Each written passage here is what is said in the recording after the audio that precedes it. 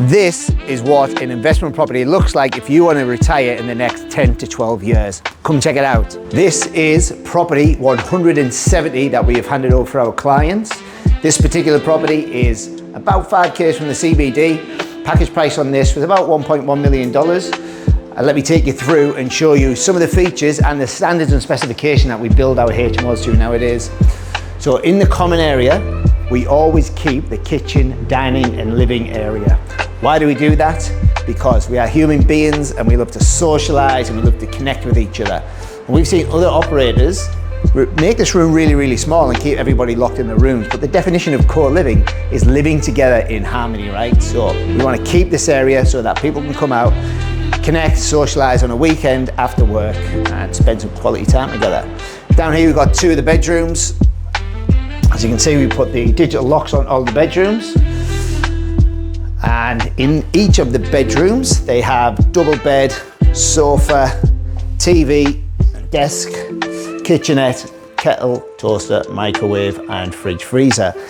We make these rooms so that people have the ability to socialize out in the common areas if they wish to, but also if they want their own privacy, they've got everything in here so that they can wake up in the morning, get ready for work, have some breakfast cereal, have a cup of tea, watch the news, and then disappear and go to work without going into the common area if they wish to. I'll take you through some of the other bedrooms. Just across here, in this bedroom, as you can see, we've got a very similar setup, the same inclusions in all of the bedrooms. And we'd expect the rooms in this area to rent for between $400 and $450 a week. Again, you've got your kettle, toaster, microwave, fridge freezer and kitchenette. Then you've got plenty of storage, sliding wardrobes, everything you need here, and a beautiful view out onto the front of the house there as well. Let's check it out upstairs. Got the garage there as well, so if people want to rent a space in the garage, they can rent that for $20 a week per side. Okay, so we've got 2 bedrooms downstairs, 4 bedrooms upstairs.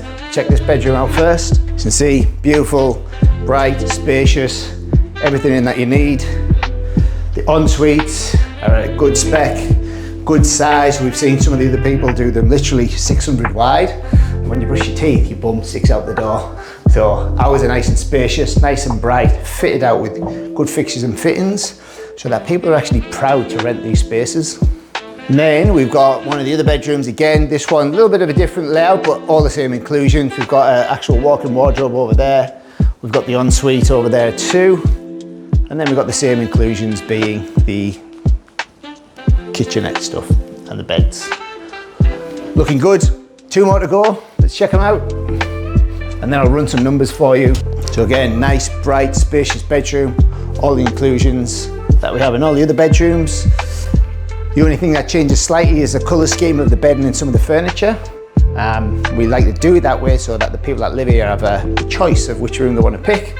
It is first and best dressed.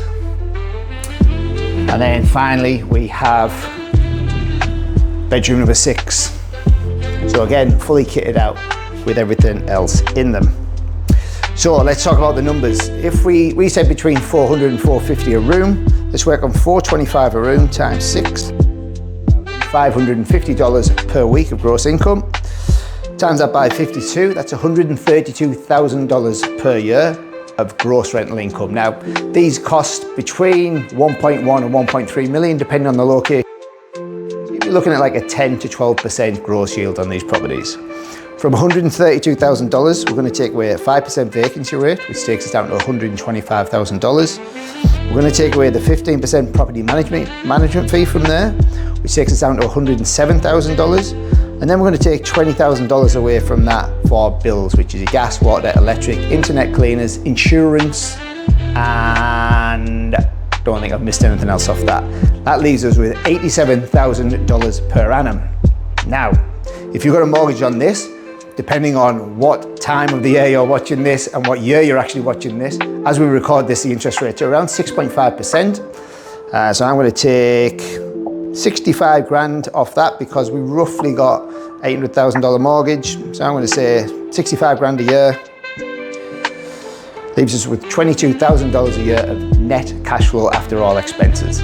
Now, what some of our $22,000 a year to pay down the principal on these properties faster, which means you will be debt-free in 10 to 12 years. And when you're 10 to 12 years debt-free, these properties, if the rent increases 3 to 5% every year during that 10-year period, once debt-free, this property will generate over $100,000 a year of net cash flow for our investor. So how many of these properties do you need to retire and quit your job? 1, 2 at a max? Some of our investors have got 3 or 4 of these things. So if there's any questions, reach out to me and my team and we'd love to help you out.